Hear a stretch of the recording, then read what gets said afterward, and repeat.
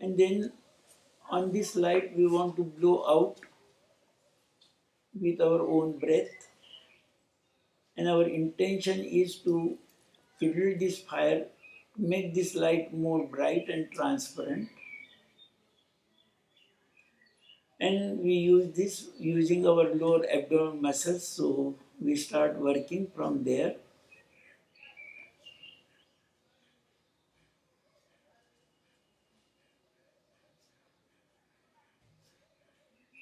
So become aware that you are breathing out and breathing in at the level of the forehead on this light.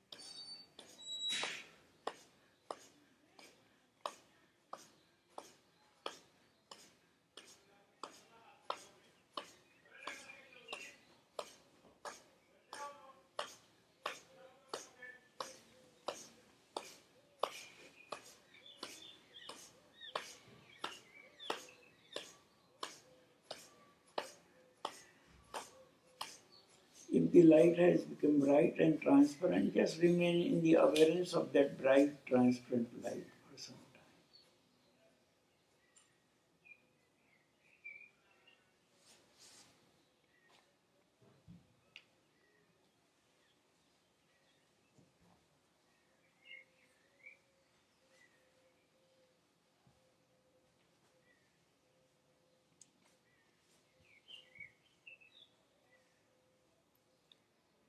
If the brightness starts becoming dull, or the transparency starts becoming towards opacity, then again we practice Kapalbhati to make it more bright and transparent.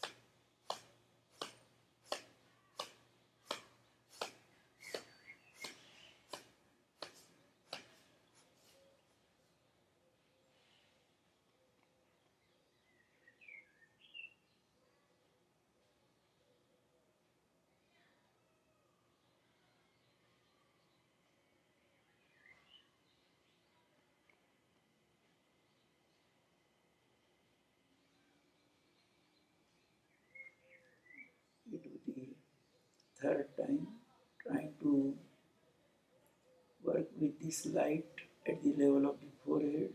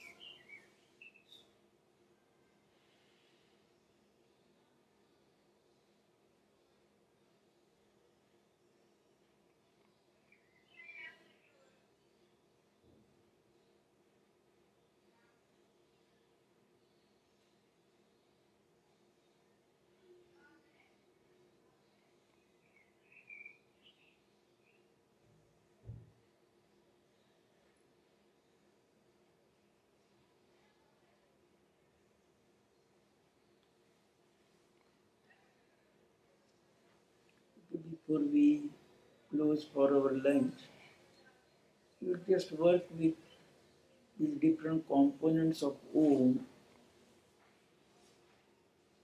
as working with sound vibrations or just sound. Up to now we were working with the light to go into this infinite bright light and remain in that state of consciousness. The other sense which helps us to go far away into the external space is the sound. The touch keeps us on the surface of the body or takes us inside the body. So with the help of the touch of breath, we try to go inside. The two other senses, the smell and taste, they take our mind inside the body. It cannot go outside. If you want to smell things, you have to go inside into the nasal area. If you want to taste, you have to go inside the mouth cavity. Otherwise, you cannot taste. So, there is this another aspect. Generally, we use sounds for language, and with the help of the language, we use for communication amongst ourselves, among the creation. But then there is this concept of establishing communication with the Creator. You call it God, you call it just Creator, or you call it some higher intelligence. And you want to establish some kind of communication with this Creator. That is also the concept in yoga. In Kabbalah, you call it Jehovah. So you call that highest Creator as Jehovah. In yoga, we call it Ishvara or Brahman. So almost the process is the same. And here we take this help of different sounds, not the words.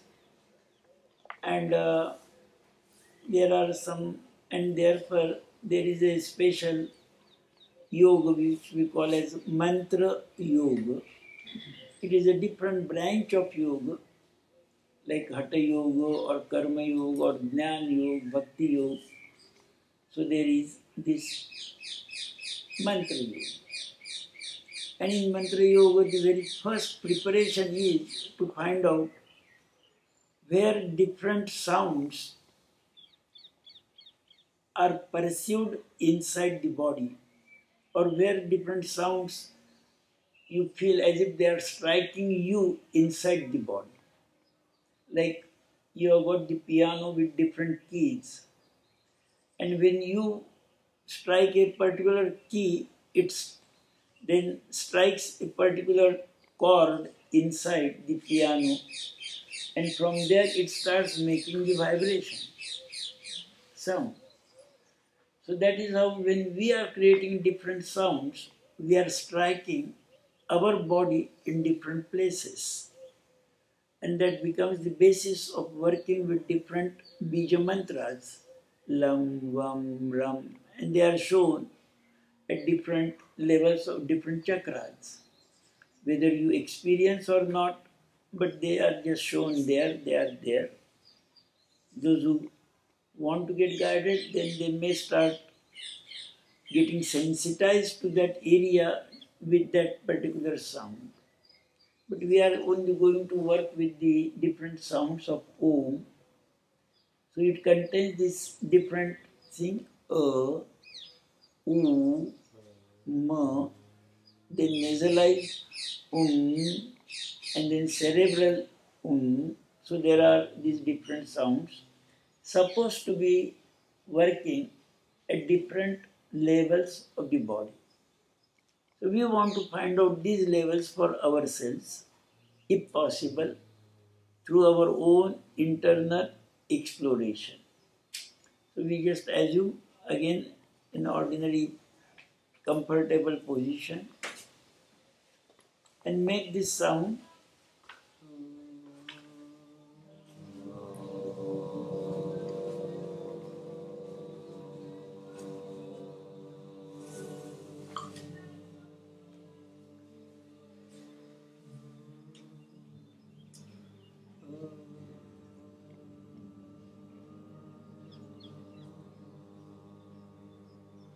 where you think this sound is taking your awareness inside the body. Can you feel it somewhere? Okay, okay, all right. So make a mental note where you are perceiving this particular sound inside your body. Then we work with the other sound where we have to partially close the mouth.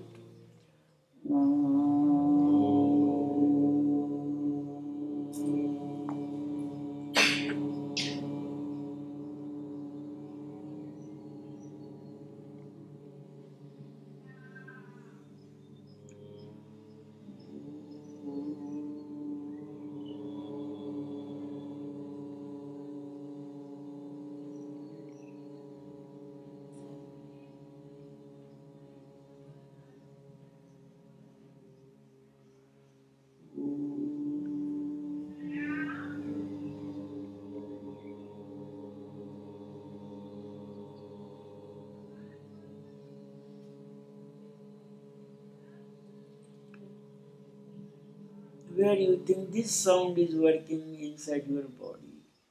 Are you able to become aware of some area of the body? Head and chest. Okay. Head and throat. Now we go to the third sound. It is just ma.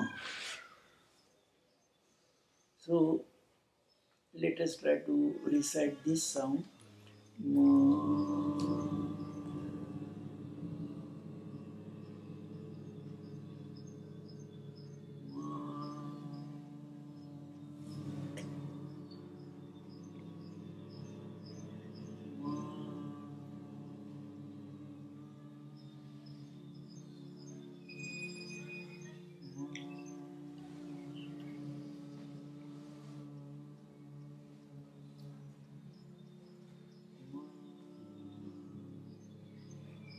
Where this sound is working.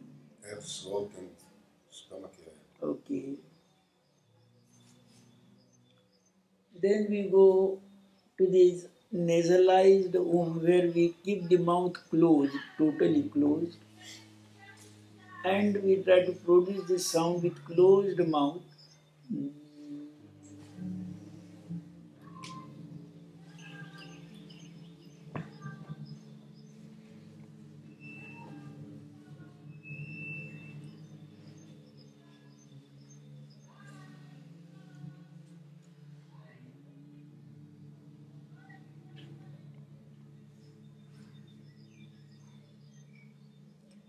Where you feel this sound.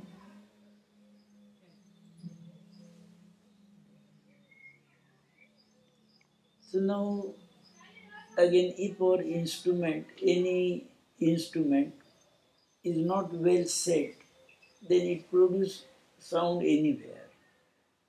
So therefore a trained musician sets the instrument and sees that a sound will be, different sounds will be produced in their proper places. So a child who is trying to work with the violin or with the drum, he just puts his hand, presses any key, and sound is produced, he enjoys the sound.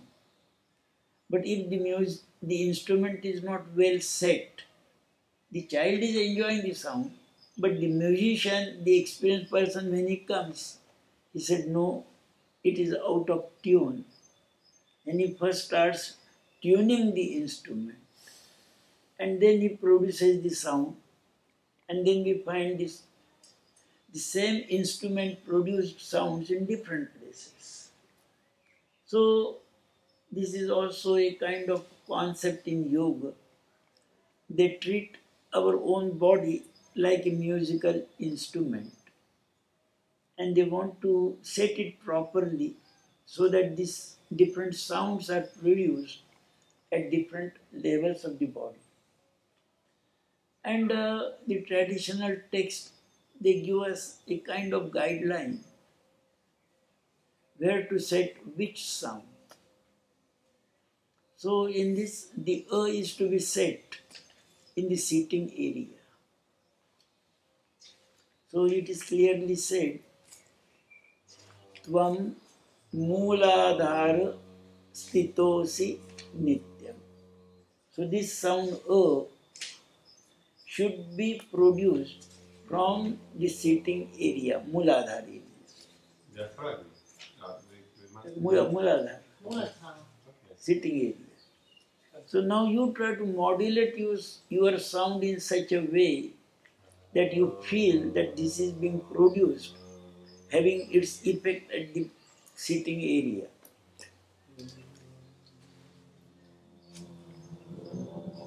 So you have to slowly go to your bass tone, the bass.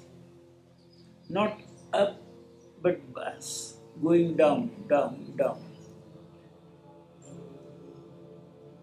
Keep the muscles, facial muscles as relaxed as possible.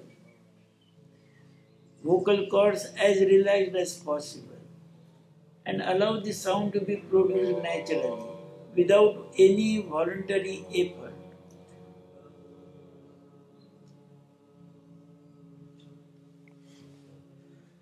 And instead of going up, think you are going down into your basement with the help of this sound. You are still going up. Try to go down, right into your...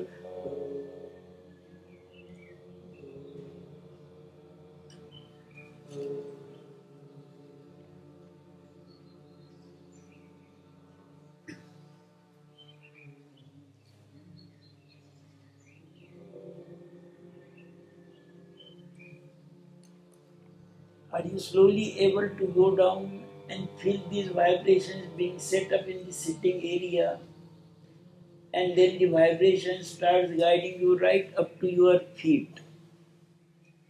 This is where again it is said, akara, this sound akara, charan, both the yugalak, both the feet. You should be able to feel the vibrations being set up in both the legs and in the sitting area.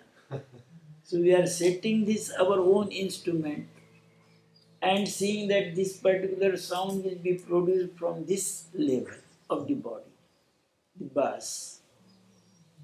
Now on that condition, after setting this instrument, now we are going to produce oo, where the muscles will be, the facial muscle will be partially contracted.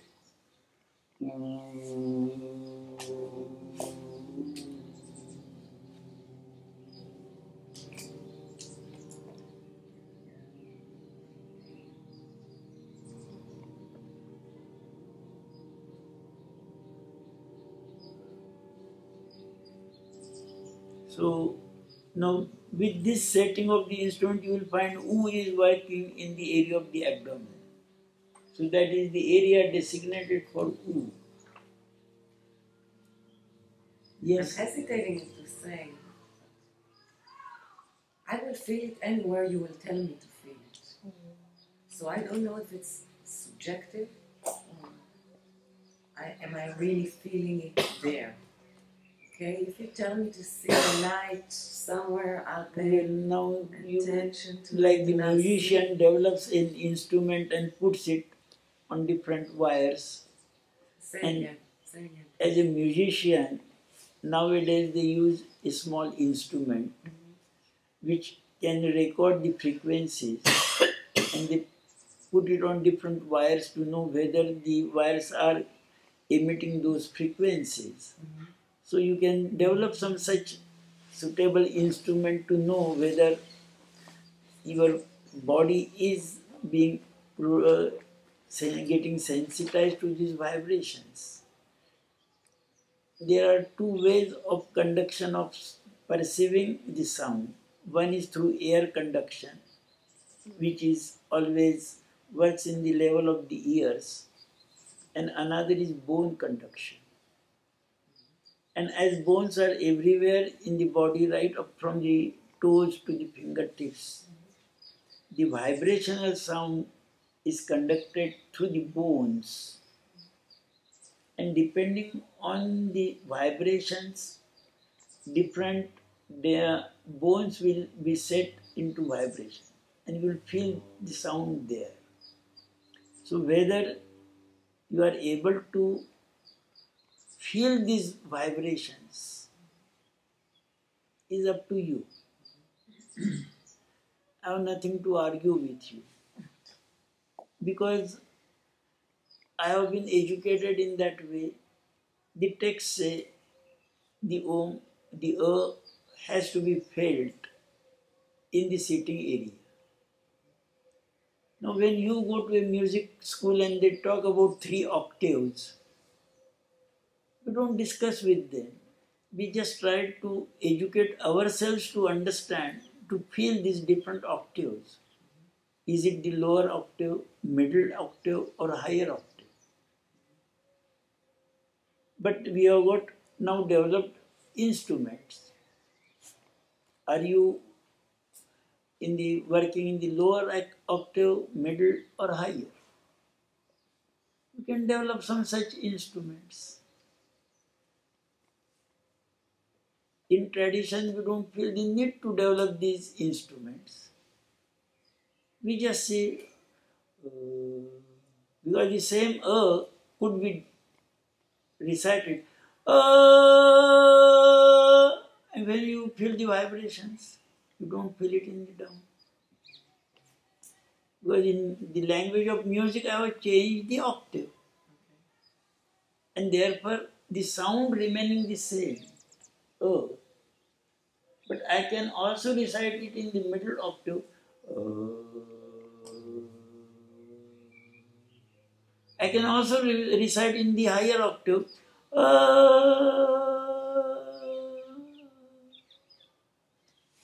Same thing about oo. I can recite it. Oo.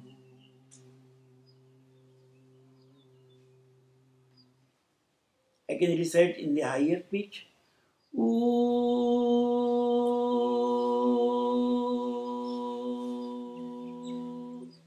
I can still increase the pitch or tone. Ooh.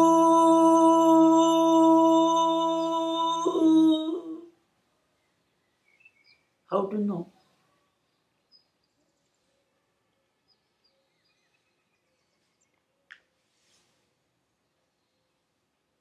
So it is not an area of arguments. Either you follow or you don't follow. If you want to follow, you have to learn to modulate your own voice sound. If you don't want to follow, you continue in your own natural voice, your own tonality. So there is another school of music, you don't change your tonality. You just use your own tonality. Another school, you learn to change the tonality, the pitch, timbre, tone. So here we are trying to work with that concept of pitch, timbre and tone. And then we are trying to get guided more with the vibrational sound. Not the sound conducted through the air, but the sound conducted through the bones. Okay? So with this, then we come to the third sound, ma. Now here the first is the consonant, and the second is the vowel, and the vowel is a. So the very first was also a, and now also will be a. But it is because of the ma, when we recite ma, we first close the mouth, ma. And therefore we have to use more force. So the strength of a increases. From the lower octave, it goes to the middle octave automatically. Ma, ma. So you just try to compare these two just simple and then ma. Do you feel any difference?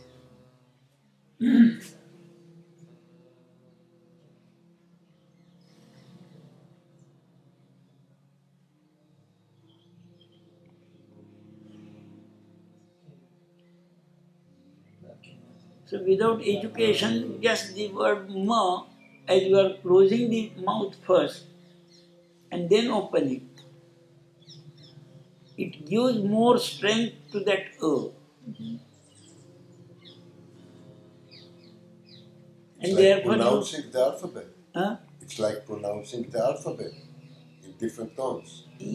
Yes, You operate different parts of the different body. levels of the body, exactly. But then the consciousness starts to move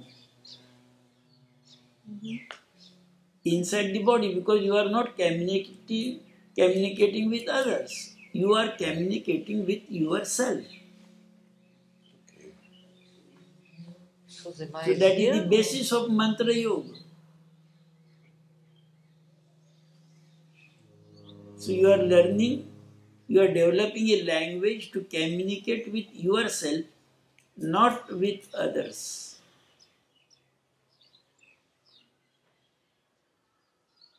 And through this internal communication, you come to know where you have to work more.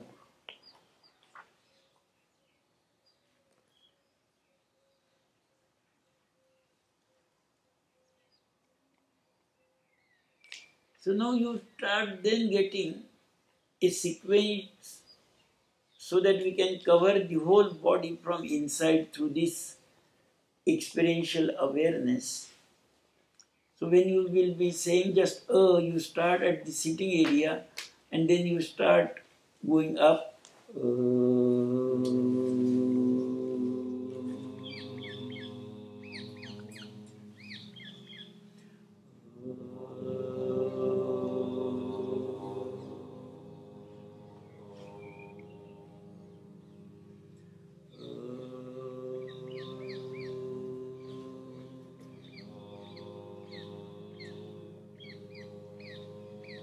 You start, your mind starts moving inside your body, and while it is moving inside the body, then you come to know where the thing is moving smoothly and where there may be some disturbance. And then you know, okay, I have to work at that level. You may then try to find out the nature of that disturbance, either going to a medical person or to a person who knows more about the disturbances, diseases. We're used to just leaving the mouth closed for them, but you're suggesting that we add the ah at the end? Actually, that is what should be done, starting from but many people cannot recite so they start with or some people just go to om. But very classical thing is starting with yes, But leave your mouth closed at the end? Afterwards, yes, we close the mouth and continue with the nasalization.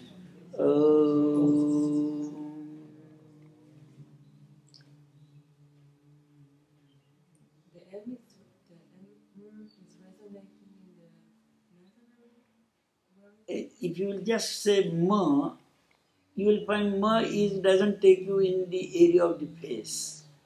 This is the area that you should That comes when you work